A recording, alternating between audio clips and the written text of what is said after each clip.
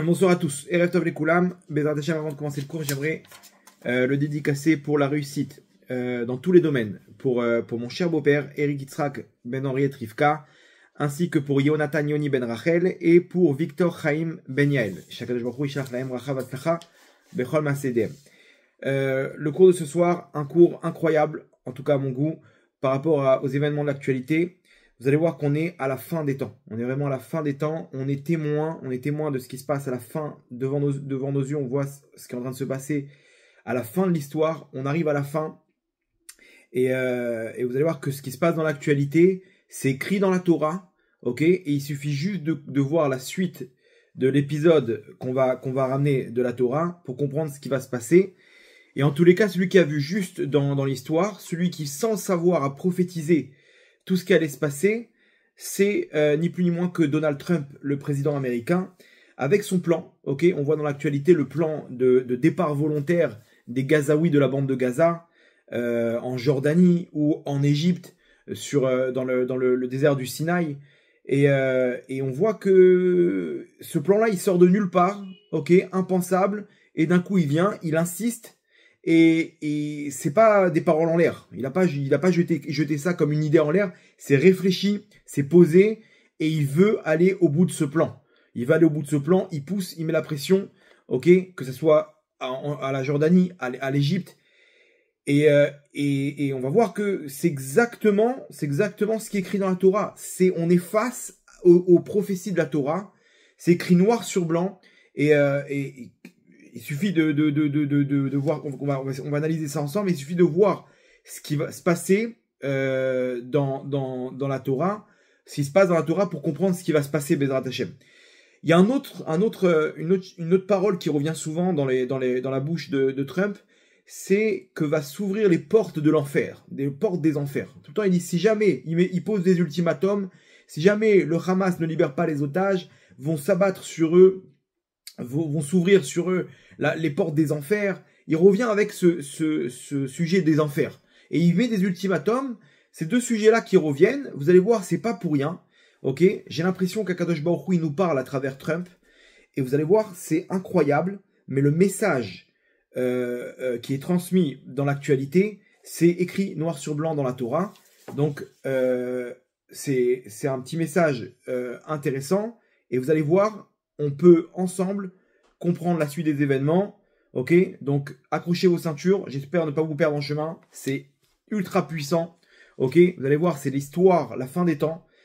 Et donc, il faut se renforcer par rapport à la suite. Et on va essayer ensemble d'emporter avec nous ce message pour la suite, Bezrat Hashem. Ok, accrochez vos ceintures, on va faire un petit tour dans le temps.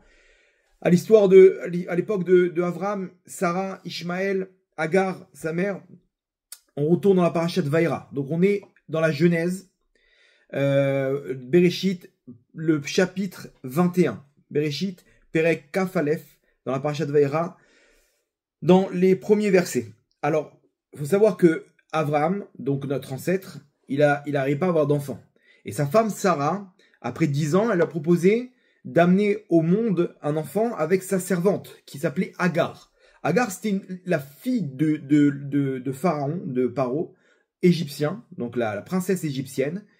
Et elle-même, elle voulait suivre Abraham. Elle voulait suivre Abraham et sa femme dans leur aventure. Et elle préférait être servante chez Abraham que princesse chez Paro. Et Sarah, elle propose à Abraham, écoute, moi, tu peux pas avoir de descendance avec moi apparemment, mais il faut que tu aies une descendance. Il faut que tu amènes un peuple au monde pour la suite. Et c'est ce qu'elle fait, elle donne sa servante. Quelques années plus tard, Hachem délivre Sarah et lui donne un enfant qui s'appellera Yitzhak. Entre-temps, donc Agar a mis au monde Ishmaël et Sarah plus tard a mis au monde Yitzhak. Ok, Yitzhak, c'est le descendant du Ham Israël, des Bnei Israël, donc du peuple juif. Il a eu Yaakov 12 tribus et l'histoire, la suite de l'histoire, on la connaît. Agar, elle a eu Ishmaël. Ishmaël, c'est l'ancêtre des musulmans. Ishmaël, c'est ni plus ni moins que l'ancêtre des musulmans, du monde arabe.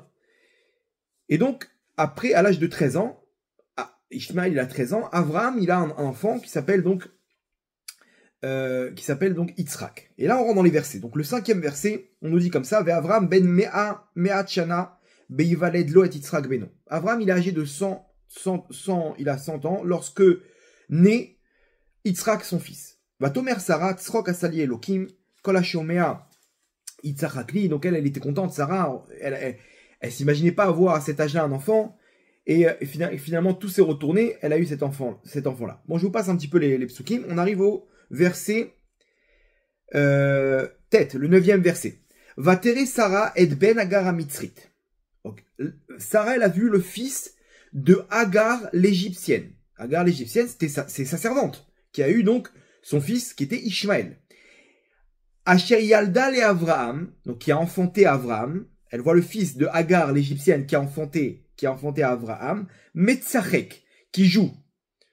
Qu'est-ce qu'il fait? Apparemment quelque chose de négatif. La Torah nous décrit qu'il joue. Je rentre même pas dans les commentaires, vous allez voir, on va analyser ensemble les mots tout simples de la Torah.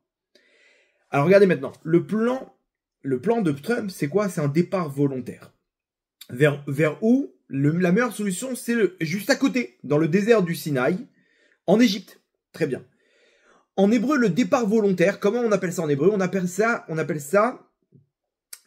Agira Miratson. C'est-à-dire que Agira, c'est une migration volontaire.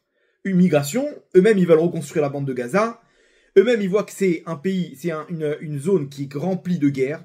Ok, on peut rien faire là-bas. Ils sont pris de contrôle du Hamas. Donc, partez, bien entendu, volontairement, et on reconstruira Gaza. Est-ce qu'ils feront partie ou pas? On ne sait pas où ils veulent en venir. Mais en tout cas, on appelle ça Agira.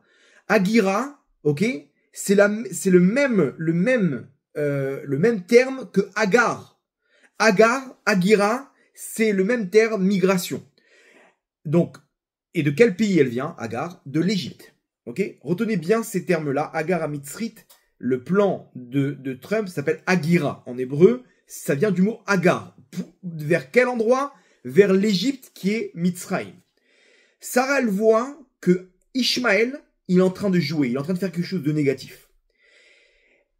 Apparemment c'est négatif parce qu'on voit la suite du verset qui nous dit comme ça. Va tomer le Avraham, garesh ha'ama azot, renvoie ce peuple. Maintenant, elle n'a pas dit renvoie. Alors, Hama, c'est aussi la servante, renvoie cette servante, mais Hama, ça veut dire aussi le peuple. Donc, c'est une double connotation. Sarah, elle va voir Avraham. Elle dit, je peux plus supporter Ishmaël, ce qu'il fait à Yitzhak, mon fils. Donc, je te demande de les renvoyer. Tu prends Sarah, tu prends Agar et son fils Ishmaël et tu les renvoies. Ved Bena, donc est à Amazot, cette servante, et ça peut dire aussi ce peuple. Tu renvoies ce peuple.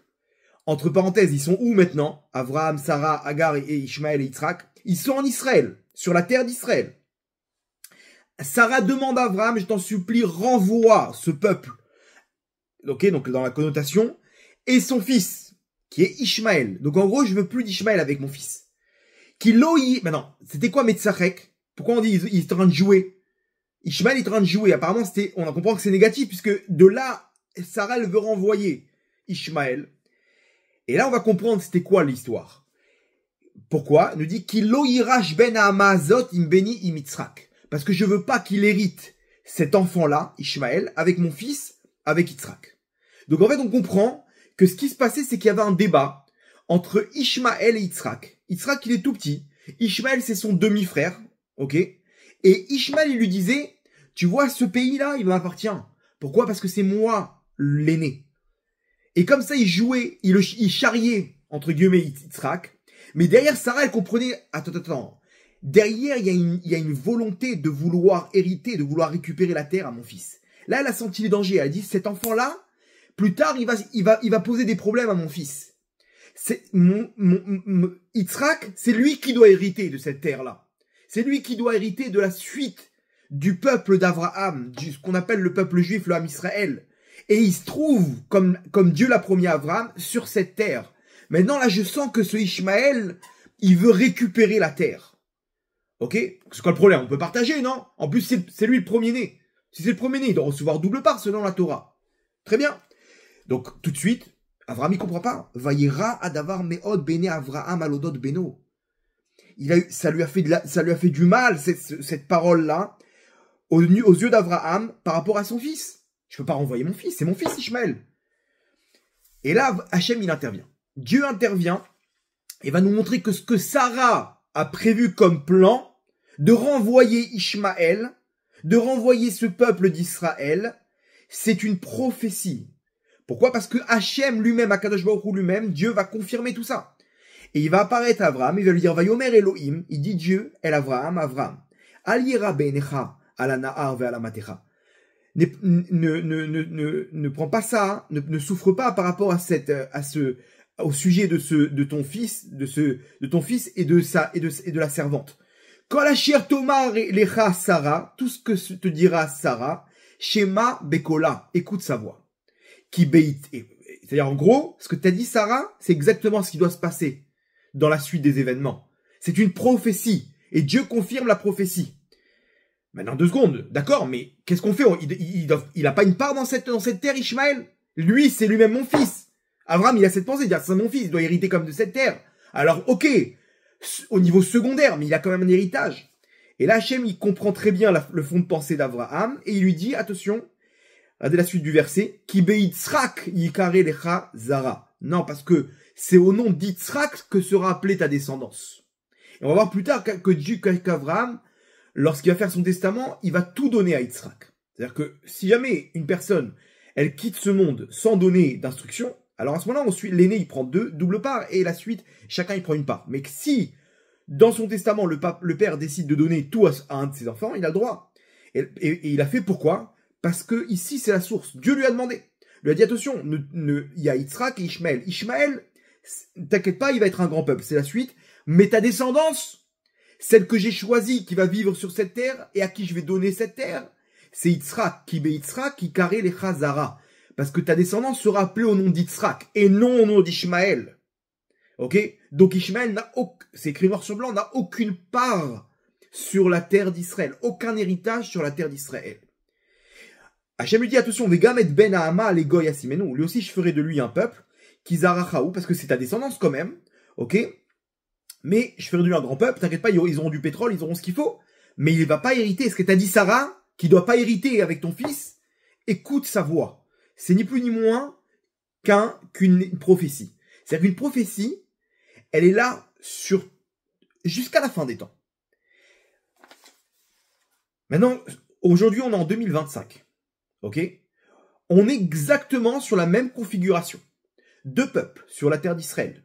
Le peuple juif. Ok? Donc de là, on comprendra que cette prophétie-là, elle doit amener à la même configuration. Le peuple juif et les musulmans, qui sont là, dont le représentant, c'est les Palestiniens, qui sont sur la terre d'Israël. Qu'est-ce qu'il nous dit, Trump? Il nous dit, à partir de maintenant, c'est terminé, il faut faire une migration volontaire des Gazaouis, de la bande de Gaza. Il faut quoi? En gros, Garesh et Tahama. Azot, c'est écrit noir sur blanc. Trump, il est en train de prophétiser le plan qui était prévu par Dieu lui-même sur ce qui va se passer à la fin des temps sur cette terre. Et il dit, donc en hébreu, je vous rappelle le nom du plan, ça s'appelle Agira. Agira, c'est-à-dire qu'il dit, Sarah, elle dit à Abraham, dit à Agar, donc Agar c'est Agira, c'est le nom du plan, cette migration volontaire, de prendre Ishmaël, de prendre le peuple d'Ishmaël qui est sur la terre d'Israël, et de l'exclure de la terre d'Israël. Garesh et Amazot. Abraham, il peut pas faire ça.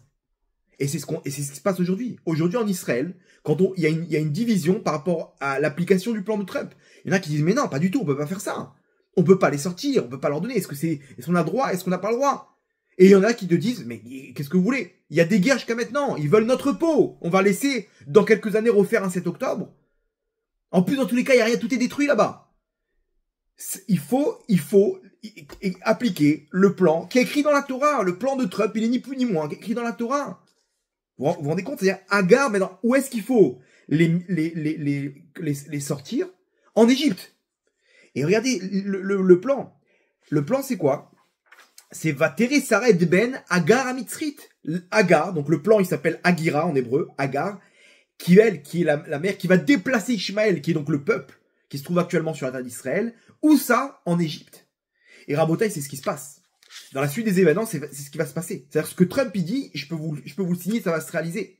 Ça va se réaliser, et c'est ça la solution, comme il est écrit dans la Torah. Ok? Donc on continue. Vayashkem Avram Baboker. Il se réveille Avram le lendemain. Et il applique tout de suite. Quand Hachem lui dit, écoute, ça y est, j'ai compris que tu étais hésitant, n'aie pas peur. C'est la meilleure des solutions à faire. Donc, Abraham, il représente le côté dans le Ham Israël qui ne veut pas faire ce plan-là. Qui dit, attends, mais peut-être on peut trouver une autre solution.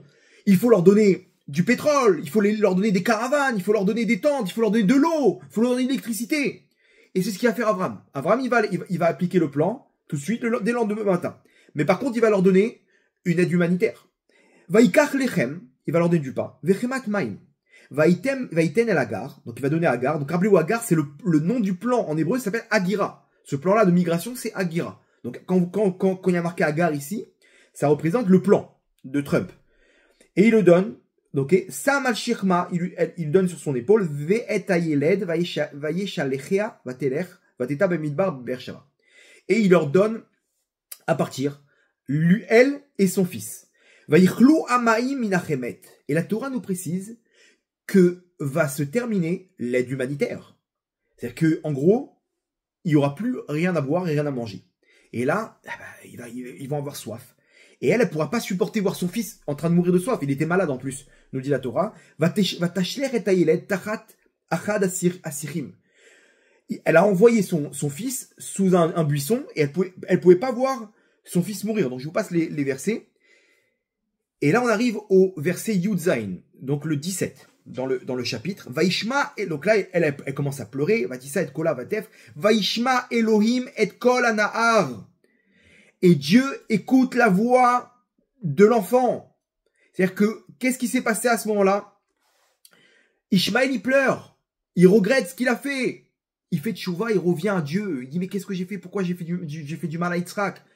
Pourquoi j'ai voulu lui voler sa terre? Et là, il se repentit. Il pleure. Et qu'est-ce qu'on nous dit? Vaishma Elohim et Kol Anahar. Hachem, il écoute sa voix. Il écoute sa voix. Ok? Et il envoie un ange pour montrer à Agar un plan d'eau pour sauver son fils. Tu veux vivre, Ishmaël? Est-ce que tu veux vivre? À ce moment-là, il faut que tu comprennes que tu dois te repentir par rapport à toute cette histoire. Et ça marche que lorsqu'on coupe l'eau et le pain. Vous savez qu'il y a aujourd'hui des témoignages, ok, qui ont été dévoilés dans les informations, des écoutes téléphoniques, ok, des terroristes du Hamas. Les premiers jours de la guerre, ils ont failli abandonner. Israël leur ont coupé l'eau, l'électricité, le pétrole. Ils n'avaient plus rien à manger, rien, destruction sur destruction et rien à manger.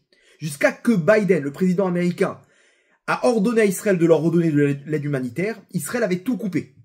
Et ça a été diffusé que des enregistrements des terroristes qui disaient stop, on leur rend leurs otages. On veut arrêter cette guerre, on leur rend leurs otages. Et les dirigeants, qui eux, bien sûr, ils avaient une tonne de bouffe, ils avaient du pétrole là-bas sous les tunnels, les dirigeants du Hamas, ils leur ont dit, si jamais vous rendez les otages et vous abandonnez, on prendra vos femmes et on leur coupera la tête dans les mosquées. Comme ça, ils les ont menacés. C'est des enregistrements qui ont été dévoilés. C'est-à-dire que on nous a montré aux informations ces derniers jours que quand on leur a coupé, c'est là qu'ils ont abandonné. C'est là qu'ils ont failli abandonner. C'est exactement ce qui est écrit ici. Nous, on leur donne du pain et de l'eau. Et donc, ils font les fiers. Et c'est ce qu'il a fait Abraham. Abraham, il a eu de la pitié. Mais là, on te dit, la solution, c'est de les renvoyer et de leur couper l'aide humanitaire. Pourquoi? Pour qu'ils puissent se repentir. Le but, c'est pas de les laisser mourir de faim et de soif. Le but, c'est de leur montrer, vous voulez manger, vous voulez boire, vous voulez habiter ici, il faut que vous soyez selon le plan, le plan. C'est-à-dire quoi? Je peux pas te donner à boire pour que tu puisses m'envoyer des bombes. C'est impossible. Dans aucun pays au monde, on voit, est-ce que vous avez vu la Russie fournir du pétrole à l'Ukraine? Ça existe dans aucune guerre. Il n'y a que en Israël où Israël leur donne du pétrole, de l'électricité et de l'eau et tout ce qui suit. Donc on n'est pas anti-aide humanitaire. On est là pour respecter les droits de l'homme, mais comprenez bien que des fois, c'est ça. Là, je vous lis ce qu'il y a écrit dans la Torah. Peut-être, comme certains témoignages qui ont été dévoilés, que c'est ça qui aurait peut-être arrêté la guerre et qu'on aurait évité 50 000 morts. Vous comprenez? C'est écrit noir sur blanc. Ishmaël fait tchouva. Dieu écoute sa voix. Ok? Donc elle lui donne de l'eau, etc. Je vous passe les trucs. Et là, on est au verset 20. Vayi Elohim et Anahar. Vaïgdal, Hachem a pris l'enfant, il a fait grandir, Vaïeshev Bamidbar, et il a grandi dans le désert. Donc ça y est, Il a accepté de quitter la terre d'Israël. Maintenant, il a continué à grandir dans le désert du Sinaï, comme le plan prévu. Vaïrové Kachat. Et il est devenu un tireur à flèche. Un archer. C'est bizarre parce que jusqu'à aujourd'hui, la menace sur Israël, que ce soit du Hamas, du djihad islamique, des Houthis, de l'Iran, du Hezbollah, c'est des flèches. Que ce soit des Qassam, des Katyusha, des roquettes. On est toujours dans c'est le même style. Hein. Ils ont gardé la même technique. Vayeshev midbar paran, vatikar loisha meretz mitzraim. Donc il a grandi dans le désert de Paran et sa mère lui a donné une femme du pays d'Égypte. Donc là, il a installé en Égypte. Tout va bien, ok? On est à Bota exactement dans le même plan de Trump. C'est-à-dire que Trump, sans savoir, Dieu lui a mis les mots de ce qui va se passer, de ce qui doit se passer maintenant. C'est que Ishmaël, qui est représenté par les Palestiniens, va quitter la terre d'Israël, de gré ou de force. Ou par la force, ou volontairement, par cette migration volontaire, ce départ volontaire, qui est le plan de Trump. D'où il sort ce plan maintenant? Expliquez-moi d'où ça sort ce plan. Mais qui va accepter ça? Mais quand c'est Trump qui met la pression, là, il y a pas... Alors, ils vont jamais laisser. Il y en a effectivement qui vont accepter et qui vont appliquer le plan qui a écrit noir sur blanc dans la Torah. Vous avez vu, j'ai fait une analyse comme vous. Tout le monde peut ouvrir la Torah, la Bible et lire ce plan-là. Je vous donne les instructions au niveau des mots. Agar, elle va prendre Ishmaël. Donc comment dire? Agar, c'est le nom du plan qui s'appelle Agira, migration. C'est la même connotation. Et elle nous dit Sarah, la solution, quand Ishmaël, il veut récupérer la terre d'Israël, la seule solution, c'est les Garesh. C'est de le sortir de là. Et elle dit pas Garesh, et à Naharazé, renvoie cet enfant. Elle dit renvoie et à Amazot, ce peuple. Parce qu'elle parle, Hachem il va nous confirmer qu'elle prophétise sur la fin des temps, ce qu'on est en train de vivre maintenant. Parce que Trump veut réaliser, par son plan qu'il veut réaliser. Rabotai, on est face à l'histoire, on est face à la fin de l'histoire. C'est incroyable. Et c'est ça la solution de toute l'histoire. La solution de toute l'histoire, c'est, pour terminer cette guerre, c'est l'application du plan de Trump. Qui s'appelle Agira, que Agar, elle va prendre son fils, qui représente le peuple aujourd'hui, qui se trouve sur la terre d'Israël, et qui veut hériter avec Yitzhak, avec le peuple juif, en Israël, c'est de l'exiler en Égypte, tout simplement. Tout simplement.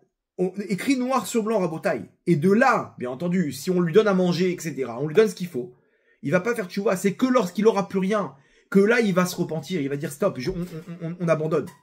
On abandonne, c'est bon. À ce moment-là, tout va bien se passer. Ishmael, à la fin, on voit, il est tranquille, il se marie, il prospère. Il vit en paix parce qu'il a accepté que Dieu, il a accepté le plan de Dieu, que Dieu a tout donné à Yitzhak. Ok, donc c'est incroyable, c'est la prophétie qui est en train de se réaliser devant nos yeux. Rabotai, c'est pas terminé.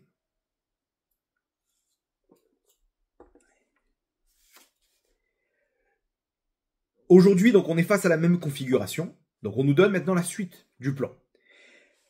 Dans les secrets de la Torah, ce qu'on appelle le Zohar, les secrets de la Kabbale, on nous donne là-bas l'explication.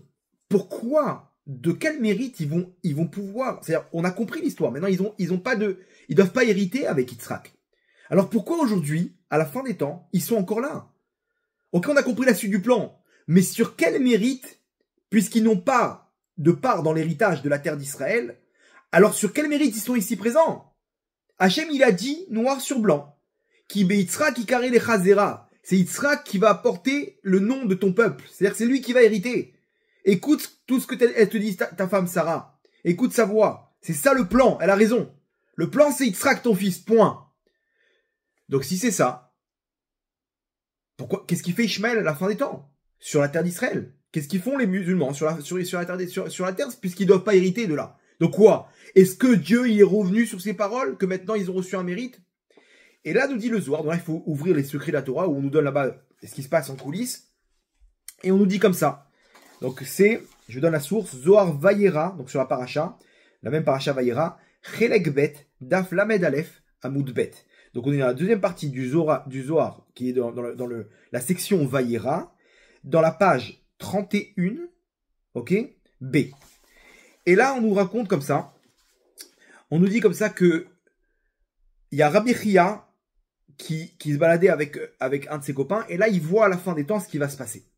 Et il dit, je vous donne directement la traduction en hébreu parce que c'est d'araméen. Oy alotozman, shaita Sarah akara, venatna et agar le Avraham, venolad Ishmael vasa brit mila. Il dit, malheur à ce moment où Sarah, elle était stérile, et qu'elle a donné sa servante Agar à Avraham, et de là est né Ishmael, qui a fait la brit mila. Veinoun yagvun leon libni Israël, les Atava, les Dourtaïou. Et eux, Ishmaël, ce peuple, vont ralentir, vont empêcher Israël de revenir sur leur terre à la fin des temps. Bon, je vous passe les détails et tout, mais là-bas, il va dire le Shoel Amemouné chez le Bnei Israël. Il y a un représentant, l'ange qui représente les musulmans, le peuple d'Ishmaël dans les mondes d'en haut. Il va accuser, il va dire, Lama Bnei Israël, l'omekablim, lama bnei Ishmael l'omekablim chelek beyerushat eretz Israël. Il va dire, je comprends pas, pourquoi c'est ton fils, c'est le fils d'Abraham, pourquoi ils vont pas, Ishmael, recevoir une part dans la terre d'Israël? Aream osim brit mila kumo bnei Israël. Il dit, en plus, ils font la brit mila, ok, la circoncision, comme les bnei Israël, comme les enfants d'Israël. On est la Hashem, il va leur répondre Hashem, qui aime l'eau aussi mettre à brit les filles halacha. Ils font pas comme il faut, il y a 2 étapes dans la circoncision, ils font qu'une étape. Ana ve'amar sar bnei Israël, bnei Ishmael. Il a répondu, l'ange des enfants d'Ishmaël. Il a dit, im kolze lomigial le Ishmael srar beret Israël. Ok, héritage ils l'auront pas, mais ils n'ont pas un salaire dans la terre d'Israël. Et qu'est-ce qu'il dit Hachem? Hachem dit d'accord, puisque leur circoncision elle est vide, ils vont avoir le droit de récupérer la terre d'Israël lorsqu'elle sera vide de ses enfants, donc des Bnei Israël lorsqu'ils sont exilés. Ve'atidin Bnei Ishmael lishlot be'eret Israël. Et donc, nous dit le Zohar, ça c'est écrit il y a 2000 ans, Rabotai. Il y a 2000 ans, on nous donne ce qui se passe à la fin des temps. À la fin des temps, les enfants d'Ishmaël domineront dans la terre d'Israël, Kshéou Reka, lorsqu'elle sera vide. Et c'est ce qui s'est passé. Après l'Empire ottoman, là-bas il y a eu les Turcs, et se sont installés, donc tout le monde connaît l'histoire avec l'Égir en 622, Mahomet avec sa prophétie, là-bas à Jérusalem, avec l'ange Gabriel, etc. Pourquoi? C'est pas pour rien, c'est pour qu'ils aient, selon leur religion, une raison de vouloir s'installer en Israël. Et effectivement, ils s'installent ici, bien que nous, des années auparavant, on était en Israël, mais on a été exilés après la destruction du 2e temple.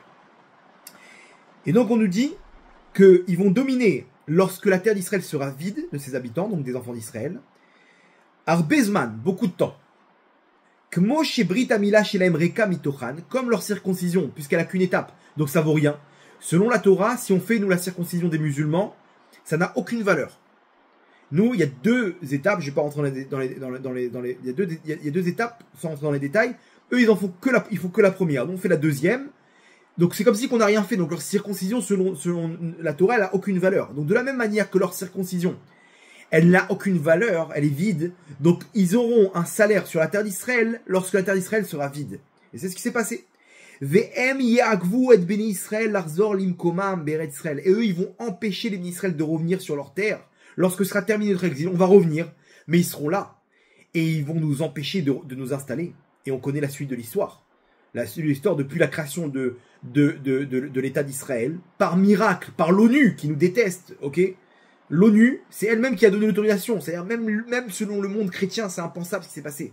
Toutes les prophéties se sont réalisées à ce moment-là, lorsque les Juifs sont revenus sur leur terre. On connaît la suite, guerre sur guerre. Pourquoi? Parce qu'on empêche les Israël de s'installer. Exactement ce qui est écrit dans le Zohar.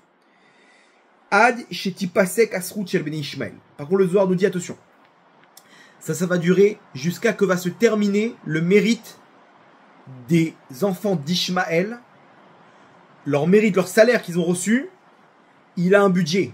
Lorsque ce budget va se terminer, les enfants d'Ishmaël vont quitter la terre d'Israël. De quel scénario? Peut-être que c'est le plan de Trump, comme écrit dans la Torah. Ok? Donc, Rabotai.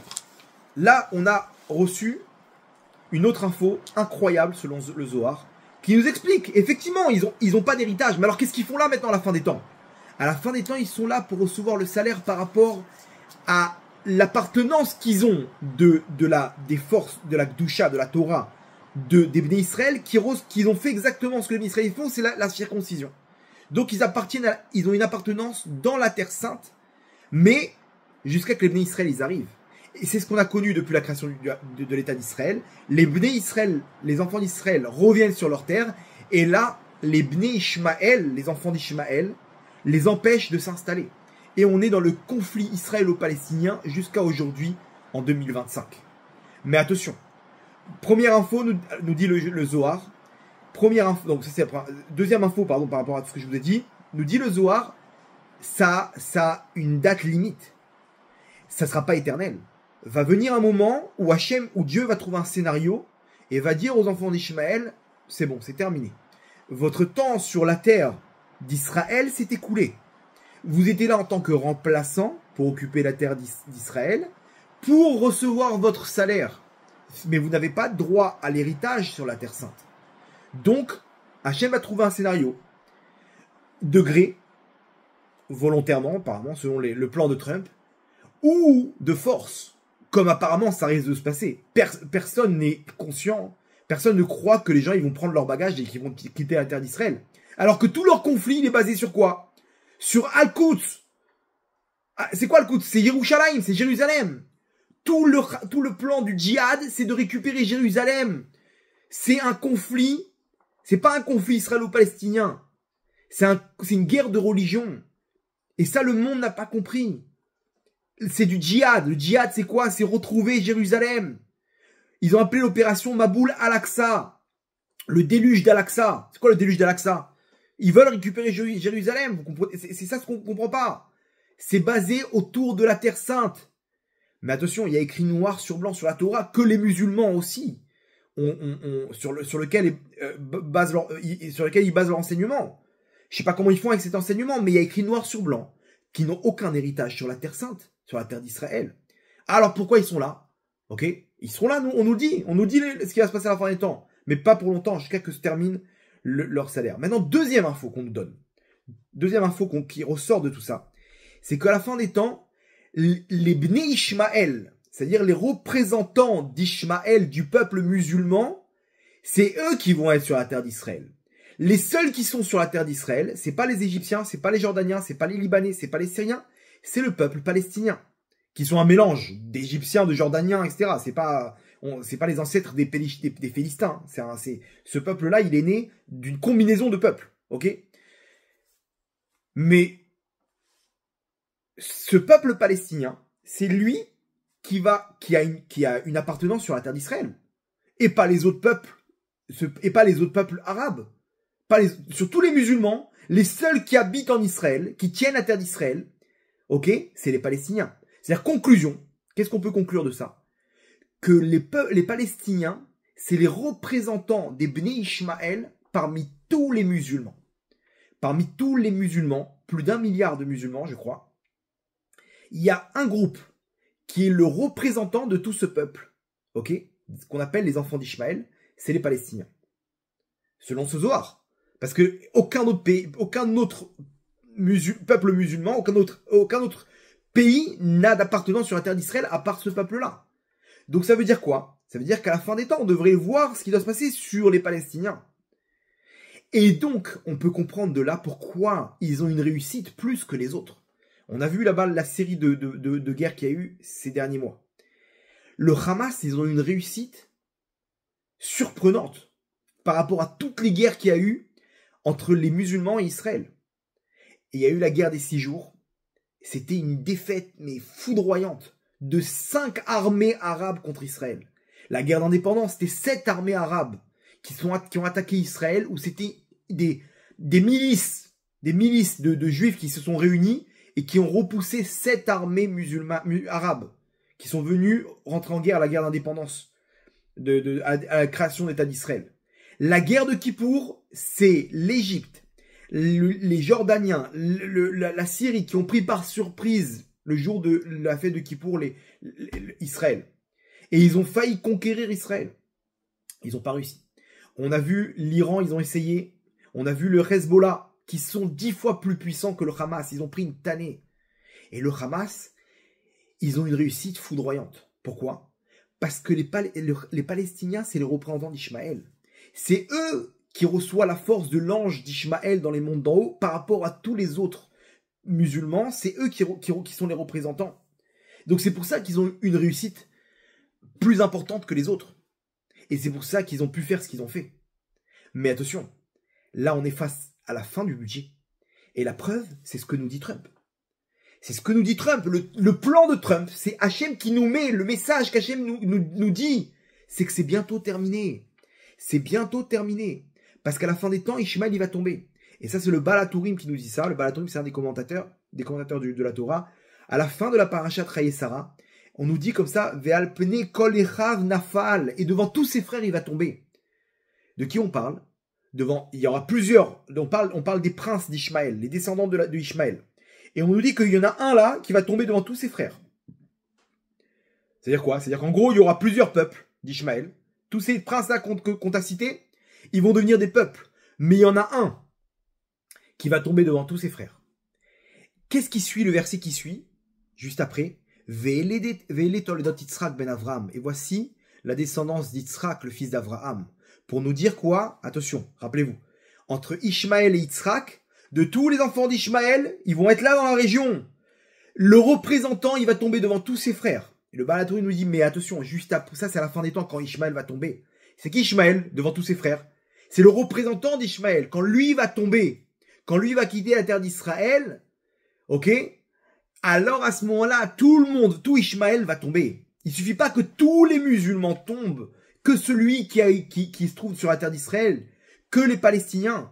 Lorsque lui, qui est le représentant d'Ishmaël, il va tomber devant tous ses frères, mi penekol echav nafal, à ce moment-là va commencer la venue du Mashiach, Ve'ele toledot Yitzhak ben Avram. Et voici la descendance d'Yitzhak, celui qui a l'héritage sur cette terre, qui est le fils d'Avram et de Sarah, Yitzhak. Donc Rabotai, on est face à la fin des temps. Vous vous rendez compte de ce que nous dévoile la Torah? Quand Trump il dévoile ce plan, il est en train de dire ce qui va se passer dans la suite des événements. Et c'est ce qui doit se passer à la fin des temps, comme nous le dit la Torah, et comme nous explique le Zohar. On est donc à la fin de l'histoire du Ham Israël. La fin de l'histoire du Ham Israël, c'est que le Ham Israël revient sur sa terre, et c'est la délivrance finale. Et c'est là que Ishmaël va tomber. Ce plan-là nous le donne Donald Trump. Donald Trump, il nous le donne. Hachem prophétise à travers la bouche de Donald Trump. Maintenant, attention, il n'a rien dit. C'est déjà écrit, et c'est déjà Sarah qui a prophétisé, et qu'Hachem a confirmé derrière. Effectivement, il faut que ce peuple-là, les Bni Ishmaël, ils quittent par un plan de Hagira, de migration volontaire, la terre d'Israël. Et pourquoi? Parce que dans les mondes d'en haut, l'ange qui représente Ishmaël va perdre sa force par rapport au salaire qui est terminé sur la terre d'Israël, et ils vont perdre leur salaire. Mais ils n'ont pas perdu leur héritage. Il n'y a pas d'héritage ici, on ne partage pas d'héritage.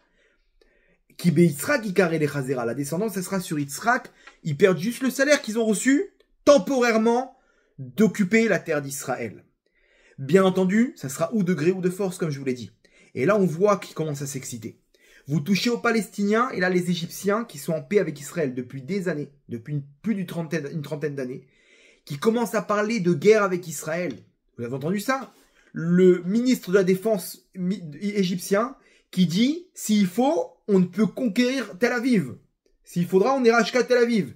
Et il y a des images d'entraînement de l'armée égyptienne dans le Sinaï, d'entraînement comment ils attaquent la centrale nucléaire de Dimona. L'Égypte, c'est une des 10 plus grandes armées au monde, la 4e marine au monde. Ils ont plus d'avions de chasse qu'Israël, des avions de chasse français, des Mirage, des MiG, dernier cri, des hélicoptères Apache, des missiles, dernier cri des États-Unis. Ils reçoivent plus d'1 milliard d'aides de militaires par an. Ils ont reçu plus de 80 milliards d'aides militaires de la part des États-Unis depuis plus de 30 ans. Vous savez ce qu'ils ont construit comme armée avec tout ça? On parle de l'Égypte, ça rigole pas. L'Égypte, ça rigole pas. Mais c'est pas terminé. Israël, vous croyez pourquoi ils accélèrent là maintenant les otages? Ils leur donnent plus au Hamas. Juste donnez-nous vite les otages. Parce qu'ils savent très bien que la deuxième phase de l'accord, il va pas marcher. Pourquoi? Parce qu'ils demandent que le Hamas rende les armes. Mais le Hamas, ils vont jamais rendre les armes. Donc en gros, il va pas aboutir ce deuxième plan de l'accord. Donc quoi? Donc laisse tomber, la guerre elle va reprendre. Mais Israël, ils sont en train de préparer l'attaque contre l'Iran. Israël, ils vont attaquer l'Iran. C'était prévu ça quand Netanyahou est parti aux États-Unis. Il a fermé ça avec Trump. C'est ça le principal truc, parce que l'Iran, ils sont en train de fabriquer leurs bombes à toute vitesse et ils n'ont plus de défense aérienne. Si on veut attaquer l'Iran, c'est maintenant. Et là, dans quelques jours, on rentre dans le mois de Hadar, où au même moment, Hachem, il a frappé l'Iran à l'époque de Purim. Ok? Donc c'est un temps qui est propice, l'histoire se répète. Maintenant, il y a une autre histoire qui se répète, c'est que nos sages nous disent, dans la Gemara, dans Rosh Hashanah, Benissa Nigalou. Alors, Hadar, il y aura l'histoire avec l'Iran. Dans quelques jours, vous allez voir, Israël, ils vont attaquer l'Iran. Je vous avais donné une allusion que l'émissaire américain pour le Moyen-Orient, il s'appelle comment? Steve Witkoff. Steve Witkoff, en hébreu, Witkoff, quand on dit en c'est Witkoff. Witkoff, en hébreu, ça veut dire il va attaquer. Donc Hachem, il nous donne à travers le nom. Vous savez, en hébreu, chaque nom, quand on le transforme en hébreu, on peut avoir la connotation du message, de l'essence même de l'idée qui se cache derrière. Ok? Donc quand on nous dit Witkoff, il va attaquer, ça veut dire quoi? Ça veut dire qu'on nous dit qu'il va attaquer. Est-ce qu'on nous parle que Trump il va attaquer ou Netanyahou il va attaquer? En tout cas, je peux vous signer par rapport à cette allusion qu'il y en a un des deux, voire les deux en même temps, qui vont attaquer l'Iran. Il y aura une attaque en Iran, ok? Et tous les analystes aujourd'hui nous disent qu'Israël ils vont attaquer l'Iran.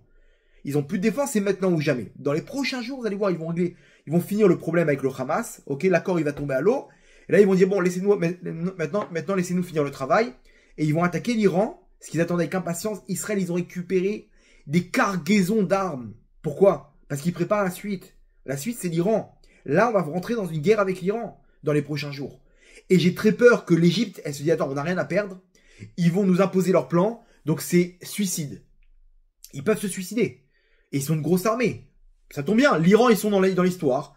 Yallah, on y va, on rentre nous aussi. Et vous croyez quoi que Erdogan, il va rester assis? Lui, son rêve, c'est de récupérer l'Empire ottoman. Il attend avec impatience, il a une dent contre Israël. Et il va installer des bases en Syrie. C'est lui qui a aidé les Syriens dans leur révolution. Il veut installer ses bases à la frontière avec Israël. Vous croyez qu'il va rester les bras croisés? Le Hezbollah, vous croyez qu'ils vont rester les bras croisés? Les Houthis au Yémen, ils vont rester les bras croisés? Ah, vous inquiétez pas. On nous dit aussi, la Gemara en Chanel dit, Nissan à Nigalou, nos pères ont été libérés dans le mois de Nissan, c'est dans un mois et demi, le 15 du mois de Nissan, dans 2 mois plus exactement, ou Benissan Atidin Leigael. Et c'est à Nissan que plus tard, à la fin des temps, on va être libéré. C'est-à-dire que là-bas, il y aura une grande délivrance pour l'homme Israël. Maintenant, prenez la valeur numérique. Benissan Atidin Leigael. Faites le calcul, hein. Ceux qui savent calculer la valeur numérique. Benissan Atidin Leigael, ça a la même valeur numérique que 5785.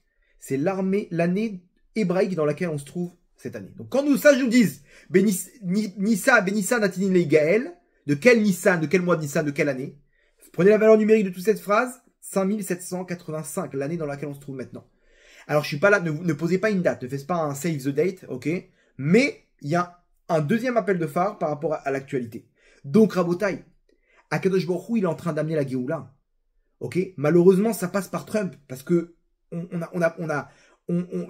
il faut que ça passe par le micro le plus important qu'il y a aujourd'hui dans le monde. C'est qui? C'est le président américain. Donc Hachem, pour bien nous ouvrir les yeux, il nous fait passer des messages. Et un jour, il y a un mec qui se lève et qui dit stop, les Gazaouis, vous sortez d'ici.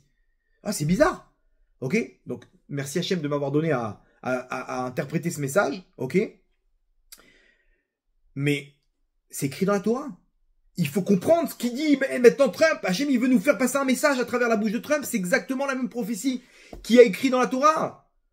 Donc, ça nous prouve qu'on est à la fin des temps, n'ayez peur de personne. Lorsque ils vont tomber maintenant, c'est écrit noir sur blanc, on est à la fin, puisqu'on nous parle que ce peuple, qui est le représentant de tous les enfants d'Ishmaël, qui doit quitter, c'est qu'on nous dit entre les lignes, ils n'ont plus de mérite sur la terre d'Israël. Donc n'ayez pas peur des menaces de l'Iran, de l'Égypte, de la Turquie, de tout ça. N'ayez pas peur.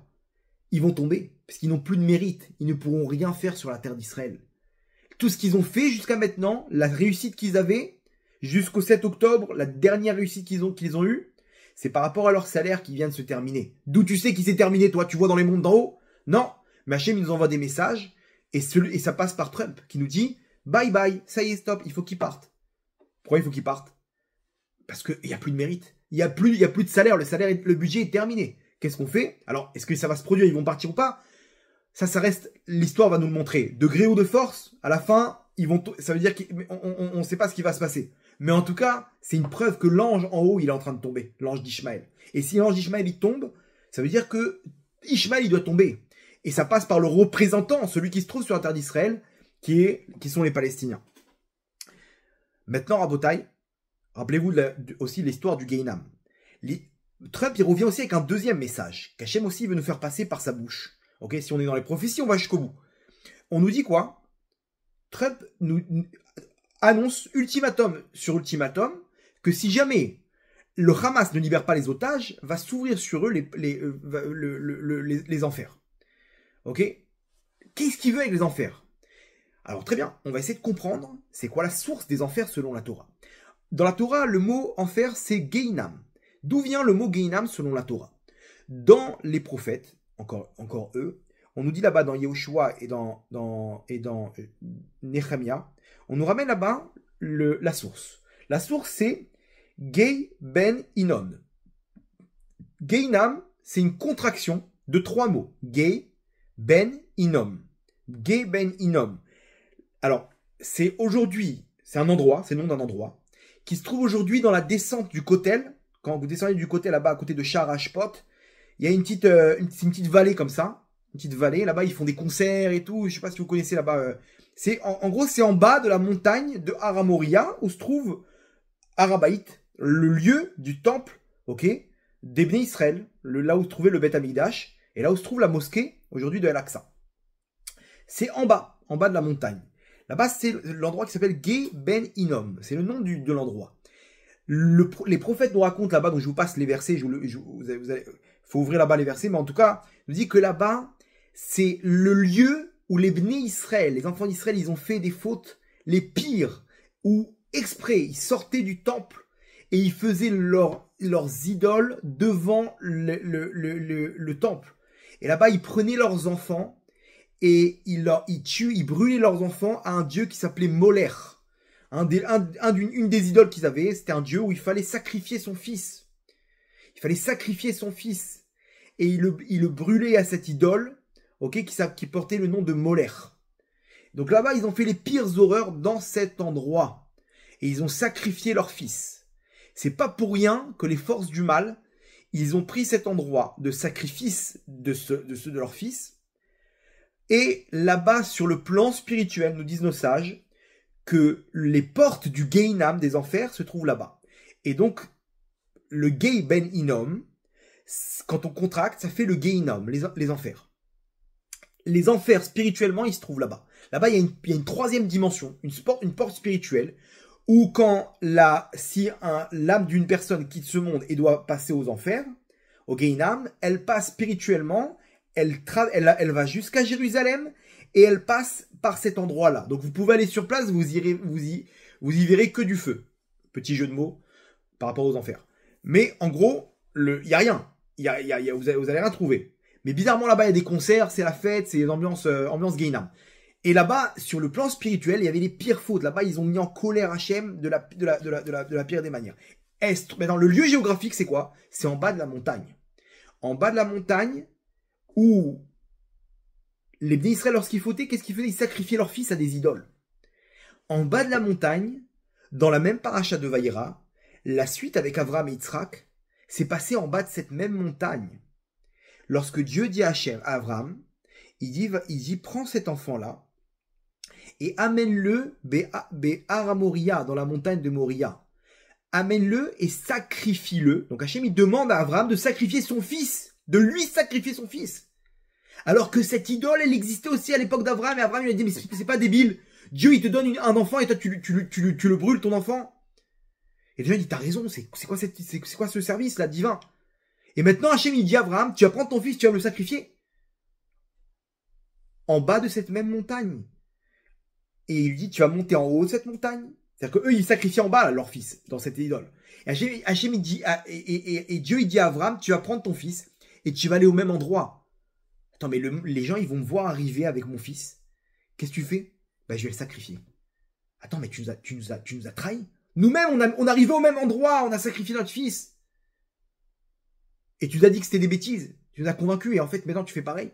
Imaginez-vous l'épreuve d'Abraham. D'arriver au même endroit. Viens, Hachem, on fait ça en cachette. L'archouma, là, maintenant, devant tout le monde. Tu vas me... Non, au même endroit, je veux que tu sacrifies ton fils. Tu montes sur le Har Moria. C'est-à-dire l'endroit où se trouve le temple, le Beth Amikdash, Rabotai. C'est là-bas que s'est produit la Akedat d'Yitzhak, le sacrifice d'Yitzhak. C'est là-bas, Rabotai. En bas de cette montagne, il va se passer un épisode. Je cite. Vayomer Avraham el Naharav, Hachem il dit à ses enfants, aux Naharav, aux jeunes. Quoi, ils sont plusieurs là? Tu m'as pas dit qu'il y avait que Avraham et Yitzhak? Non. Ceux qui ont accompagné Avraham et Yitzhak, c'est Eliezer, le serviteur d'Avraham, et Ishmaël. Ishmaël, rappelez-vous de lui. Parce que Hachem, parce que pour Avraham, il ne sait pas lequel d'entre eux il faut sacrifier. Lequel il faut sacrifier. Jusqu'à Hachem, il lui dévoile, non, Yitzhak. Donc, il faut se séparer des deux autres. Et là, Avraham, il leur dit donc aux autres, chez vous, lachem po imachamor. Asseyez-vous ici avec l'âne. Ils étaient avec un âne. Vous allez rester avec l'âne. C'est un peu vexant. Ok? Pourquoi tu me dis de m'asseoir avec l'âne? Vani vana'ar nelecha atko. Et moi et l'enfant, donc Yitzhak, on va monter jusqu'en haut. C'est là que se séparent Yitzhak et Ishmaël. Yitzhak et Ishmaël, ils se séparent en bas de cette montagne. Les deux, ils veulent monter dans la montagne. Les deux, ils veulent Yerushalayim, la montagne de Har Moria. Nous, on veut le Beth Amikdash. Eux, ils veulent Al-Aqsa. Mais attention. Au même endroit, dans les ports du Gehinam, c'est là que se séparent nos chemins. C'est en bas de cette montagne. Et pourquoi à côté, rester assis avec le Hamor? Pour nous dire, Hachem nous dit, parce que Am a domé le Hamor. C'est le peuple qui ressemble à l'âne, dans le sens que Hamor, en hébreu, c'est Homer, c'est la matérialité. Celui que j'ai choisi pour la spiritualité, pour cette montagne, où là-bas il y a un service spirituel qui est l'héritage que je donnais aux enfants d'Abraham, c'est Yitzhak. Mais les autres, Ishmaël, Am a domé le Hamor. C'est un peuple matériel. J'ai aucun plan spirituel avec eux. Aucun plan spirituel, c'est la matérialité. Ce qu'ils font, alors mais eux aussi ils se sacrifient. Attends, tu rigoles? Combien de fois tout le principe de djihad, c'est quoi? C'est de se sacrifier. Ok? Shahid, t'es shahid, tu te sacrifies. Non, ils veulent 70 vierges là-bas. Ils veulent le côté matériel. C'est pas, il y a rien dans tout ça. Ça n'intéresse pas Hachem tout ça. Hachem, il veut un vrai sacrifice. Mais attention, Hachem à la fin, il demande à Abraham ne sacrifie pas ton fils. Je veux pas que tu le sacrifies. Je voulais te tester. Je veux que tu sois prêt à tout pour moi. Mais pas à prendre à ôter la vie de ton fils. Ça, on n'en veut pas, ça. Je veux pas que tu fasses comme tous ces idolâtres, de sacrifier leur fils à des idoles. Donc, comprenez bien, lorsque Trump nous parle des portes des enfers qui vont s'ouvrir sur eux, et ben en fait, venez, on se situe sur le plan géographique. Les portes des enfers, selon la Torah, c'est où? C'est en bas de la montagne de Hamoria. Là-bas se trouvent Yitzhak, Abraham et Ishmaël. Yitzhak et Abraham, ils montent dans la montagne. Et Ishmaël, il reste en bas de la montagne. Comme par hasard, en bas de cette montagne, c'est le même endroit géographique où se trouve l'enfer, le Gehinam. Et quand Trump nous dit que les portes du Gehinam vont s'ouvrir, donc, c'est-à-dire pour nous dire que Ishmaël, qui est situé jusqu'à ce que la Torah nous dit, sur le plan spirituel là-bas, eh ben, il va être mangé par les enfers. Ça rejoint exactement ce qu'on a dit juste avant. C'est qu'il va perdre son mérite sur la terre d'Israël. Et donc, il va se séparer d'Yitzhak. Dans ce même endroit des enfers. Donc quand Trump il répète et il met des ultimatums, les portes des enfers vont s'ouvrir, vous devez faire le même calcul qu'on vient de faire maintenant, de dire attends, les portes des enfers c'est où? C'est là-bas en bas de la montagne, c'est pour dire que Ishmaël il va descendre, il va rester en bas de cette montagne. Il va perdre comment dire, l'appartenance qu'il a sur cette montagne, avec la mosquée d'Al-Aqsa jusqu'à aujourd'hui. C'est terminé, ça tombe aux enfers maintenant. Les portes des enfers elles sont en train de s'ouvrir. Qui nous dit ça? C'est encore dans la bouche de Trump. Est-ce que Trump, sans savoir, est en train de prophétiser la fin des temps? Mais Rabotai, deux éléments qui répète sans arrêt. Ces deux éléments-là, vous voyez, il y a une source dans la Torah. Et cette source-là, elle nous dit la même chose. Que les Bnei Ishmaël ont perdu leur mérite. Parce qu'on est à la fin des temps où Yitzhak, ils vont rester là-bas. Je vous lachem poim achamor, restez ici dans le Gehinam qui va s'ouvrir sur vous. Et Yitzhak, il va monter avec Abraham. C'est ça l'histoire à Botaï. Va'ani va'nahar nelecha adko, on va monter jusqu'en haut. C'est-à-dire que nous, on retourne sur la montagne. Mi ya'ale be'ar Hashem. Qui va monter dans la montagne d'Hashem? Ou mi yakum bimkom. Et qui c'est qui va se tenir là-bas? Il y en a plusieurs qui veulent monter dans la montagne d'Hachem, Aramoria. Et les Bnei Ishmaël et les Bnei Israël. Yitzhak et Ishmaël. Ou Miyakum Mimkom. Qui c'est qui va se tenir là-bas? Kocho, le Ham Kadosh. Les autres, ceux qui sont matériels, je vous la po imachamor, vous n'allez pas monter là-bas. Quand ça va se passer ça? Quand les portes du Gehinam vont s'ouvrir à la fin des temps, quand ils vont perdre leur salaire, leur mérite. Donc Rabotai, on est face à l'histoire. Je ne sais pas si vous êtes en train de capter de ce qu'on est en train de raconter ce soir. On est face à la Géoula du Ham Israël. On est face à la fin des temps. Mais Hachem, il nous demande une chose. À travers ce message, si vous avez bien compris, celui qui veut monter sur cette montagne, ce qui va se passer dans les prochains jours à Botaï, dans les prochaines semaines, voire les prochains mois, c'est que le Moyen-Orient, il va s'enflammer autour de ce plan-là. Autour de ce plan-là, ils ne laisseront jamais un plan comme ça se passer. Donc ça va se passer, il y aura des guerres, ça va être terrible, mais n'ayez crainte. Ils n'ont plus de mérite. Ils n'ont plus de mérite. Donc là, ils peuvent venir à ce que vous voulez, à la fin, on connaît la suite. Aujourd'hui, vous la connaissez. Le message est clair. Mais attention, il faut monter sur la montagne. Il y en a qui ne veulent pas monter sur la montagne, Rabotai. Il y en a qui veulent rester à Madomé les Chamor. Je veux rester avec ma petite matérialité, Gvodarav, c'est bien. Qu'est-ce qu'il y a? Je suis bien avec ma petite Goya. Moi, je fais pas Shabbat. Moi, je suis pas de Sanoa. T'es quoi? T'es Domé les Chamor. Là, maintenant, il faut se séparer. Les portes du Gehinam, elles vont s'ouvrir. Faut que tu montes, Sadik. Faut que tu montes, Sadika. Monte, toi aussi. Qu'est-ce qu'il faut faire? Il faut faire un sacrifice pour Hachem. C'est dur. On est à la fin de l'exil. Mais bats-toi pour Hachem. Il faut te battre. Faut que tu sois un soldat de Jérusalem. Vous savez, j'ai vu ce matin dans le journal, par hasard, j'ai amené mon fils à Hogan, et je vois dans la boîte aux lettres un journal. Je regarde le journal, et je vois une photo. La photo, samedi dernier, des 3 otages qui ont été sortis. Ils ont fait là-bas un spectacle là-bas. Ils ont monté sur une scène. Ils ont mis une grande photo de Jérusalem avec la mosquée. Et ils ont écrit en arabe, en hébreu et en anglais. Ils ont écrit quoi?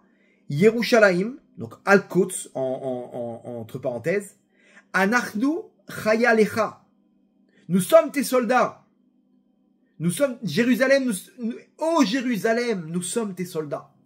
Et comme ça, on voit les terroristes du Hamas et les trois otages qui ont été libérés. Rabotai, le langage, vous écoutez leur langage? Leur langage fait quoi? C'est nous sommes tes soldats. C'est-à-dire que c'est ça la guerre. La guerre, c'est sur la montagne de Jérusalem. Donc nous, on doit piquer exactement, on doit comprendre ça et piquer leur idée pour dire c'est nous les soldats de Jérusalem. C'est à nous de nous battre. Et pourquoi Hachem il a mis un peuple qui veut Jérusalem? C'est quoi l'histoire? Pourquoi il nous met un peuple comme ça qui veut Jérusalem? Parce que malheureusement à la fin des temps on est fatigué, on a été complètement assimilé par tous les exils qu'on a parcourus, que ça soit en Afrique du Nord, et des pogroms. On a fait l'Espagne, l'Égypte, on a fait la Perse, on a fait le Babel, la Grèce antique, Rome, et l'Espagne, le Portugal, et l'Italie, et la France, et l'Angleterre, et l'Allemagne, la Shoah, les pogroms en Russie. Rabotai, on est fatigué à la fin des temps. Donc on a assimilé, on a perdu toute notion de la valeur de Yerushalayim, de la valeur du Beth Amikdash, de la valeur de la Géoula, de la valeur du Mashiach. Donc Hachem, vous savez ce qu'il fait? Soit on fait tchouva, et Hachem, il nous donne la Géoula. Et ça se passe par une Messirut Nefesh. Tu veux monter sur cette montagne, il faut te sacrifier comme Yitzhak.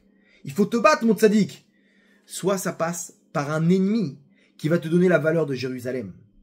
Et là, Rabotai, comprenez bien que en Israël, les dirigeants, c'était des dirigeants de gauche qui n'avaient aucune valeur de Jérusalem. Ariel Sharon, il était prêt, Ehud Barak, il était prêt là-bas à Camp David, il était prêt à donner Jérusalem à Arafat. Il était prêt à lui donner plus de 95% de Jérusalem et des territoires à Arafat. Il lui dit, prends tout.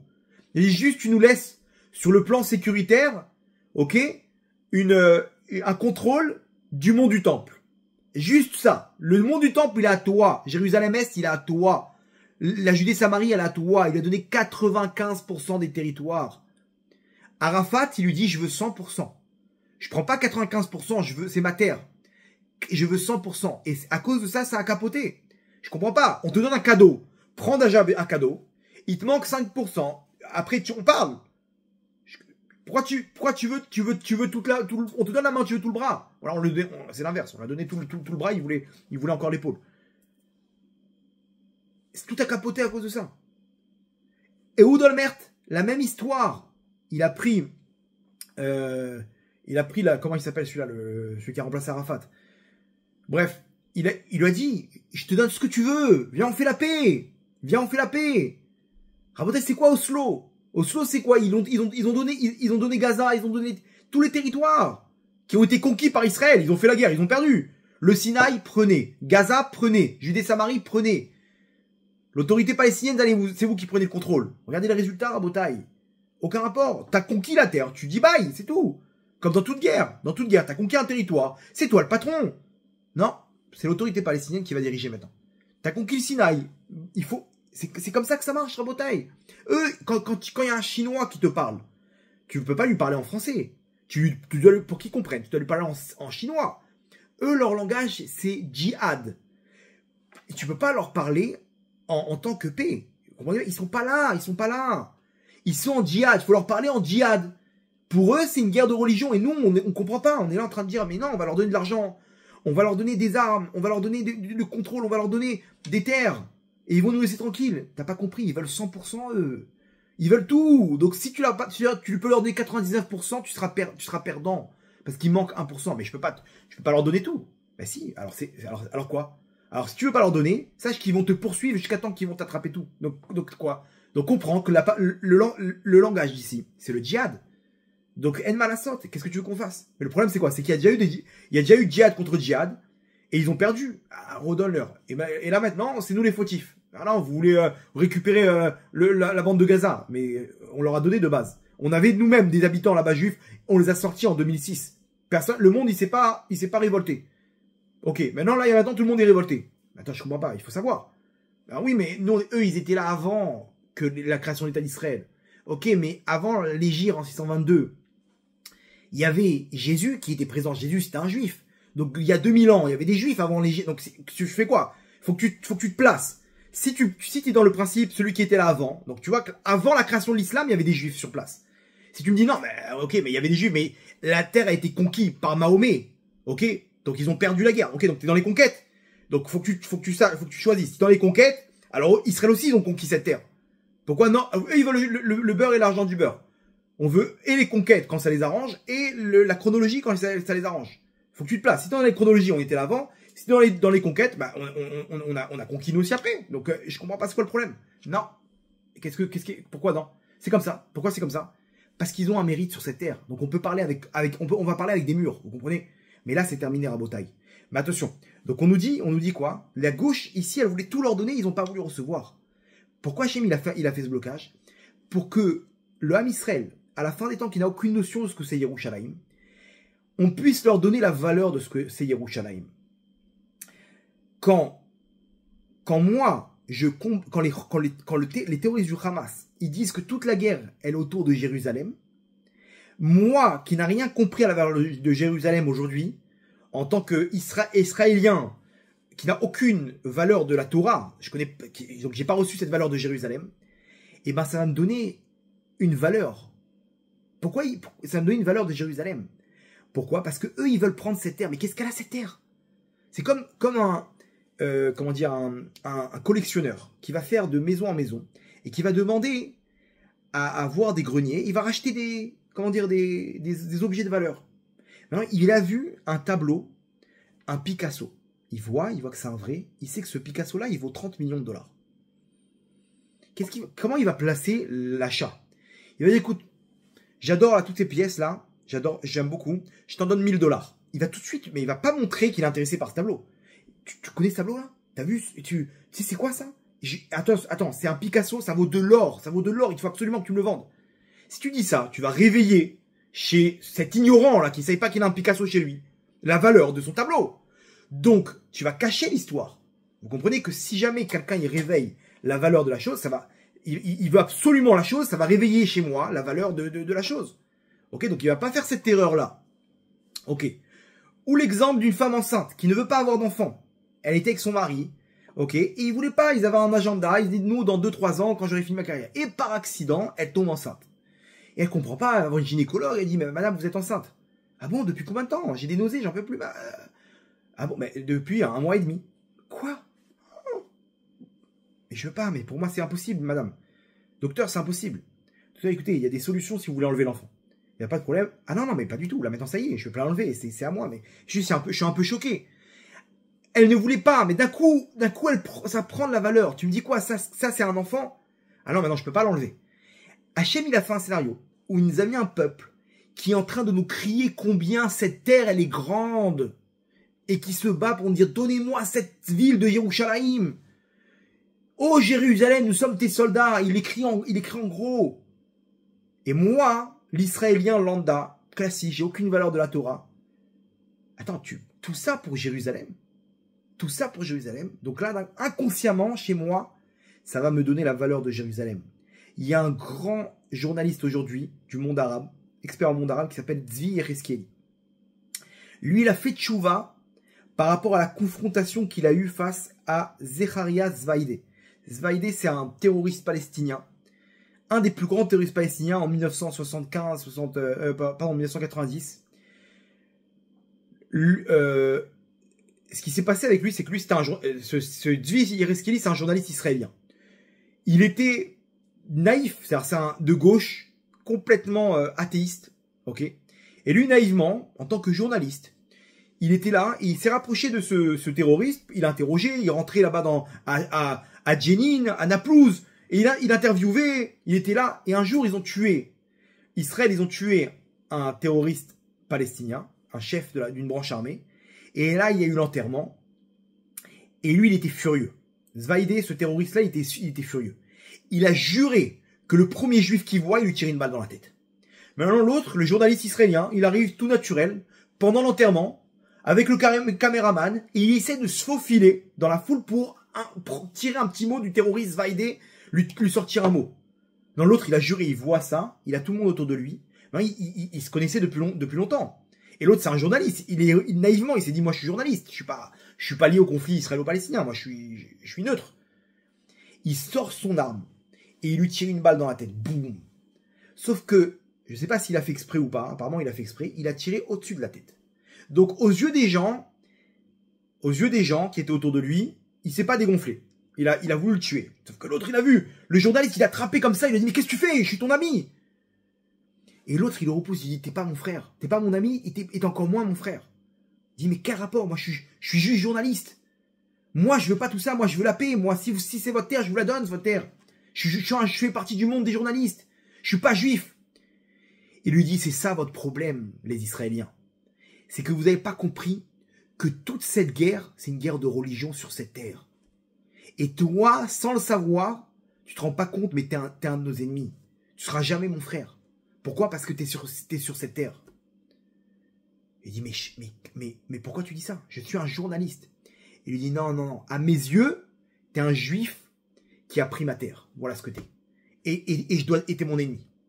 De là, ce Zvi Yereskieli, cette phrase, elle est restée gravée dans sa tête. Il dit, je dois entendre de la bouche d'un des plus grands terroristes que, n'oublie pas, l'enjeu, c'est la terre d'Israël. Et toi, t'es un juif. Il m'a fait comprendre le conflit ici. Moi, j'étais dans un conflit de territoire, comme toutes les guerres. Non, c'est un conflit de religion autour d'une terre. Et toi, t'es un juif parmi ce conflit, et moi, je suis un musulman. Donc, il m'a donné le point de le champ de bataille que lui, en tant qu'athéiste, il n'avait pas compris. Et j'ai compris. Il m'a remis face à l'objectif, un juif sur sa terre. C'est ça ce qu'ils me disent, c'est ça ce qu'ils me reprochent. Je suis un juif sur ma terre, qu'eux ils considèrent comme la leur. Donc, il a fait tchouva, il est parti à Ouman, il a fait tchouva, et aujourd'hui, il a terminé le chasse complet. Il va au mikvé tous les jours. C'est devenu une sommité en Torah, le mec. Une sommité. Ça fait 15 ans il a fait tchouva, mais vraiment, il a fait une tchouva complète, incroyable. Donc, Rabotai. Akadosh Baruch Hu, il nous a mis ce peuple-là. Ok, on a compris pourquoi, dans les secrets de la Torah, ils ont un mérite. Mais surtout sur le plan technique, pour nous rappeler le combat qu'on doit avoir. Ce combat, c'est quoi? Nous sommes les soldats de Jérusalem. On doit monter sur cette montagne pour amener la Géoula, pour faire descendre le 3e temple. Et là, on y est. Donc nous, on doit pousser. Comment on pousse? En montant sur la montagne. C'est dur. Chacun, on a notre montagne particulière. On a chacun notre montagne individuelle à monter, à gravir. Et pour gravir cette montagne, Rabotai, il faut faire ce qu'il a fait Yitzhak, Akedat Yitzhak, la Messirut Nefesh, le sacrifice d'Yitzhak. Il faut que tu sois un korban pour Hachem, un sacrifice korban, la chaîne kirva, il faut que tu te rapproches d'Hachem. Il faut que tu te sacrifies. Aujourd'hui, on est une génération, on ne veut pas faire le moindre effort. Là, on m'a raconté, il y a des seringues d'insuline. Les mecs, ils peuvent maigrir en quelques semaines. Pourquoi? Parce qu'en fait, quand tu injectes de l'insuline, alors ça donne un ordre à ton corps de libérer la graisse qu'il y a dans ton corps et de la brûler, de la transformer en sucre. Ok, donc en gros, toute la graisse que tu as, par des seringues, tu la liquides. Et tu maigris. Il y a un autre truc, là j'ai vu une publicité, des lits chauffants. C'est des exercices sur un lit chauffant qui fait en sorte que la demi-heure d'exercice que tu as fait, c'est équivalent à 3 heures d'exercice dans une salle de sport intensif. 3 heures intensifs. Il y en a un autre truc, c'est une ceinture qui fait des vibrations, qui fait vibrer les muscles, comme si tu as couru pendant 2 heures. Et avec ça, tu maigris en quelques jours. Rabotai, c'est quoi ces techniques-là? Parce que les gens n'ont plus les nerfs de maigrir. Maigrir, c'est 6 mois minimum. Tu peux pas perdre 10 kilos comme ça par miracle. Donc aujourd'hui, qui a les nerfs d'attendre 6 mois? Mais le problème, c'est que ça marche pas comme ça. Dans ce monde-là, Hachem, il a mis une règle. Pour monter en haut de la montagne, pour monter au sommet de la montagne, il faut faire un effort. Il y a une montée. Tout celui qui va arriver au sommet d'une chose, il doit se fighter. Il doit se battre. Tu veux devenir médecin? Tu dois monter en haut de la montagne. Tu dois faire 7 ans, 8 ans d'études d'arrache-pied. Tu dois te battre, cracher tes tripes pour y arriver. Dans la médecine, tu vas arriver en haut. Tu veux devenir professeur, chirurgien. Et hop, tu repars pour un tour. Tu veux devenir quoi? Pilote d'avion de chasse, c'est des examens de fou. Dans tous les domaines, tu veux devenir le meilleur, tu dois te fighter, tu dois te battre. Ça, c'est comme ça qu'Hachem, la réussite, elle dépend des efforts. Dans la Torah, c'est pareil. Dans la Torah, tu veux monter au sommet de la montagne, c'est Hachem, il faut te battre, il faut que tu te sacrifies, il faut que tu te battes. Donc, Rabotai, on est à la fin maintenant. Mais en tous ces techniques pour maigrir, ils vont regrossir de la même manière. Yo-yo, ça s'appelle. De la manière qu'ils ont perdu en 3 semaines, il a perdu 10 kilos. Croyez-moi qu'un jour, il va craquer, il va manger, il va se la kiffer, il va en 3 semaines récupérer ses 10 kilos. C'est connu. Parce que il n'y a pas d'effort, donc il n'y a pas sur quoi se tenir. Mais là, Rabotai, on est les soldats de Jérusalem. D'où tu sais qu'on est les soldats de Jérusalem? Parce que c'est ça le champ de bataille de nos ennemis. Hachem, il veut nous mettre là-haut, dans le champ de bataille. Qui est quoi? Qui est Jérusalem. Donc, faut qu'on monte à Jérusalem. C'est maintenant, Rabotai. On est en pleine Géoula. On est en pleine Géoula et il faut monter. Celui qui va pas monter, il va rester en bas. Et en bas, on connaît la suite. C'est les portes du Guéhinam en bas. On connaît la suite. Là-bas, c'est Ishmaël qui va terminer sa route. Et c'est maintenant. C'est ce qui crie Trump. Ultimatum, il met des ultimatums, Rabotai. Cet ultimatum, il faut qu'on prenne pour nous. Dernière ligne droite. Il faut qu'on monte sur cette montagne. Comment je monte sur cette montagne? Où que tu sois. Mon tzaddik. Où que tu sois, ma tzaddika. Il y a quelque chose il y a une akedat Yitzhak que tu peux faire. Il y a un sacrifice. Toi, que ce soit dans la tsniout, dans tes habits, un peu plus. Au moins le Shabbat, couvre-toi la tête. Prends sur toi quelque chose. C'est la fin de la période de Shovavim.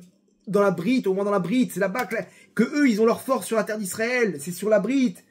Cette brite-là, bats-toi. Surtout là-bas. Bats-toi, c'est dur, je sais, mon tzaddik. Shmirat abrit, Shmirat enaim. Fais attention à tes yeux, fais attention. Semence en vain, toutes ces relations avec tes goyotes et je sais pas quoi. Laisse tomber tout ça. Fais-le pour Hachem. On y est à la fin des temps. Bats-toi pour ton Shabbat, bats-toi, Matzadika, pour ta tsniout. Bats-toi, arrêtez toutes ces bêtises. Au moins, faites-le, prenez-les sur vous. Parce qu'on est à la fin, Rabotai, on est à la fin. Donc c'est maintenant qu'il faut qu'on se fight. C'est maintenant qu'il faut qu'on se sacrifie. Ça dépend de nos efforts. C'est à nous de monter, de ne pas rester avec le Chomer, Amadom et le Chamor, et de monter dans cette montagne, Arachem. Parce que c'est là-bas qu'on est. On est à la dernière ligne droite, la guerre sur Yerushalayim. C'est ça la guerre de Gog ou Magog, et c'est la suite. Maintenant, vous avez appris ce soir que cette suite-là, ça fait peur, c'est vrai, mais elle dépend de nous. Et nous, on peut faire accélérer les choses, parce que la fin, on la connaît. La fin, Hachem, il va se dévoiler au même endroit là-bas, à Arazetim. Au même endroit, Arazetim, c'est aussi en bas de la montagne de Haramoria. C'est là-bas où il y a les portes du Guéinam, c'est dans le même endroit que se trouve Arazetim, le mont des Oliviers. C'est là-bas qu'Hachem, il va se dévoiler et qui va dévoiler son nom. Avec son Mashiach. Et que là-bas, tous les peuples du monde qui vont venir en guerre contre Israël, ils vont tomber à bataille. Ils vont se retrouver, que les portes du Guéinam vont s'ouvrir devant eux, malheureusement. Ok? Mais la question, c'est est-ce que nous, on sera là-bas ou est-ce qu'on sera monté sur cette montagne? C'est ce qu'Hachem nous demande. Malheureusement, on n'a pas le mérite que ça passe explicitement par la Torah. Ça doit passer par Trump pour qu'on comprenne le message qui est écrit noir sur blanc sur la Torah. Ce plan de Trump, cet ultimatum du Guéinam, des enfers, il écrit noir sur blanc. C'est incroyable, Rabotai. À vous de prendre là, j'ai envie de danser. Là, j'ai envie de monter sur la table et de danser. Notre Torah, elle est belle. Elle est vraie. Et elle nous montre ce qui se passe à la fin des temps. Donc, à nous de suivre tout ça et de ne pas perdre son temps dans des bêtises, dans Amadom el Chamor, la matérialité, le Chomer. À nous de monter sur cette montagne. Hachem nous attend à Rabotai et c'est là-bas que ça se passe. On va finir avec une histoire. Ok? Alors, vraiment, je remercie Hachem de ce cours. Ces Hidushim, ils sont incroyables. Ok, diffusez-les parce que ça peut réveiller beaucoup de nos frères. Ok, et ça peut montrer aussi combien cette Torah elle est vraie. Ok, et vraiment de tous les cours que j'ai fait, je pense que ce cours-là, si je peux me donner un Oscar, alors vraiment c'est ce cours-là. Et par rapport au jeu de mots des Oscars, on va finir avec une petite histoire, l'histoire de Oscar Schindler. Oscar Schindler à Botaï, tout le monde connaît l'histoire. Sûrement tout le monde a vu le film, la liste de Schindler. Oscar Schindler, il faisait partie du mouvement des nazis. Et lui, il a vu ce plan de tuer les Juifs et il a pris conscience que non, on peut pas le faire. Mais malheureusement, il y en a beaucoup qui ont pris conscience, mais qui ont suivi le mouvement. Mais lui, il n'a pas voulu suivre le mouvement. Il a dit non, je peux pas faire un crime contre l'humanité comme ça. Et lui, il a pris son usine et il a engagé les Juifs pour les sauver des camps de la mort. Et il a sauvé plus de 1200 Juifs de la Shoah. 1200 Juifs. Et à la fin, les Américains, ils ont gagné la guerre. Les Allemands, ils ont fui, les nazis. Et lui, il savait très bien, ils vont m'attraper, ils vont me mettre en prison. Qui va montrer que je suis innocent? Moi, je fais partie des nazis. Il avait une carte, il faisait partie. Donc, ils vont retrouver la liste. Ils vont voir Schindler. Hop, ils vont me mettre en prison. Mais non, mais j'ai sauvé des Juifs. Et donc, il fallait absolument qu'il parte. Il a pris sa voiture avec son bras droit et tout. Ils vont pour partir. Et ils sont réunis tous autour de lui pour le dire merci, pour le dire au revoir. Tous les Juifs qu'il a sauvés, tous ceux de l'usine, à chaque fois il a engagé 10, 5, il a risqué sa vie pour les sauver. Ils sont venus, ils lui ont offert 2 cadeaux. Une lettre avec la signature de chacun d'entre eux pour dire voilà, tu as notre témoignage de chacun d'entre nous que tu nous as sauvés. Si tu es attrapé, tu peux montrer cette feuille. Et bien sûr, ils l'ont dit tous merci. Et c'était là. Et d'un coup, ils ont sorti, le deuxième cadeau, c'était une bague. Une bague en plomb. Ils lui ont donné. Il regarde la bague, de haut en bas, comme ça, il tourne. Il comprend pas, il sait qu'il y a gravé quelque chose dessus, il comprend pas. Et celui qui lui a donné la bague, il lui dit, donc voilà, ce cadeau-là, il est au nom de tous ceux que tu as sauvés, au nom de tous les Juifs que tu as sauvés. Et il y a écrit en hébreu, c'est pour ça que tu comprends pas, il y a écrit Kol hamatzil nefesh achat keilu itzil olam umlo'o. Celui qui a sauvé une vie, c'est comme si qu'il a sauvé tout un monde. Mais c'est écrit en hébreu. Et il regarde la bague comme ça, et il commence à fondre en larmes. Et il se met à genoux, et il commence à dire, j'aurais pu en sauver plus, j'aurais pu en sauver plus, j'aurais pu sauver plus de Juifs. Et lui, il se met autour de lui, il lui dit, mais non, regarde ce que tu as fait. 1200 Juifs, c'est des enfants, des petits-enfants, des arrière-petits-enfants. Mais là, vous comprenez pas. Et il se lève, il monte, regarde cette voiture. J'aurais pu la vendre. J'aurais pu sauver encore 10 Juifs avec ça. Avec l'argent que je récupérais. Et il sort, il avait une pince en or. Il sort la pince, il dit, vous voyez cette pince-là, en or? J'aurais pu la vendre et sauver encore 2 Juifs. Et il pleure, et il pleure. Et eux, ils sont là, mais non, mais t'inquiète pas, t'as fait assez. Regarde ce que t'as fait, tout ce que t'as fait, t'as donné le maximum. Inconsolable. Chaque à la fin, ils sont tous là-bas, ils l'ont enterré, ils sont tous là à son enterrement. Et il a fini, bien entendu, il a été reconnu en tant que Goy qui a sauvé, un non-juif qui a sauvé le Ham Israël. Et il a sauvé plus de 1200 juifs. Et on voit là-bas, À la fin, ils sont là pour son enterrement. Eux, leurs enfants, leurs petits-enfants. Et aujourd'hui, on parle de plus de dizaines de milliers de personnes. Des descendants de ceux qu'il a sauvés. Ça, c'est l'histoire, Rabotai. Cette histoire, il faut qu'on la prenne pour nous. Parce que là, maintenant, c'est terminé, Rabotai. Les Américains, ils sont venus pour nous sauver, avec Trump. Ok? Et là, c'est terminé. Il faut partir. Maintenant, à un moment donné, on va se retrouver comme Schindler. On va leur dire, mais pourquoi on n'a pas fait plus de mitzvot? Pourquoi on aurait pu sauver encore plus de mitzvot? On aurait pu encore faire plus. Si j'avais su, j'aurais fait encore un Shabbat en plus. J'aurais fait encore un peu plus de tzniut, un peu plus de Gdusha. Maintenant, je vois Hachem se dévoiler. Qu'est-ce que je suis bête. Qu'est-ce que je suis bête. J'aurais pu investir. C'est pas des crypto-monnaies, là. Maintenant, c'est la Géoula qui est en train d'arriver. J'aurais pu investir encore des mitzvot. J'aurais pu sauver encore un juif qui est assimilé aujourd'hui. J'aurais pu dire, regarde, la Géoula, elle est arrivée. Fais tchouva. Hachem est en train de libérer son peuple. J'aurais pu me battre pour l'homme Israël encore et encore. Et j'aurais pu encore faire des mitzvot, encore un peu d'or, encore un peu de mitzvot pour sauver l'homme Israël. Parce que là, c'est terminé. Et ça vient de la part, ce message, il vient de la part d'un goy, de la part de Trump. Et c'est ce même message qui vient de la part de Schindler. Donc, Rabotai, on doit être pareil. On doit se dire, il ne faut pas qu'on arrive à regretter que ça y est, c'est terminé. Et malheureusement, on n'a pas fait ce qu'il faut. Donc, c'est maintenant qu'il faut se réveiller. Et se dire que c'est bientôt terminé. On est dans la dernière ligne droite. Et un jour viendra, on va être fiers de tout ce qu'on a fait pour Hachem. Et tout ce qu'on fait comme sacrifice, ok, contrairement à ce monde matériel, où c'est que quand tu as ton diplôme que tu as réussi, que tu as le fruit de tout ton labeur. Dans la Torah, c'est pas le résultat qui compte, c'est l'effort. Donc il faut se battre à Botaï pour y arriver de toutes nos forces. Bientôt, tout va exploser. Et à ce moment-là, ce sera trop tard. Mais c'est maintenant, Rabotai. Prenez avec vous ce message à cœur et emportez-vous, parce que la Géoula du Ham Israël est arrivée. La Géoula est là, et diffusez-la autour de vous, et prenez-la pour vous, pour votre Neshama, et pour faire avancer la Géoula, qu'on attend avec impatience. Berachamim Udolim, Baruch Adonai Leolam. Amen, amen.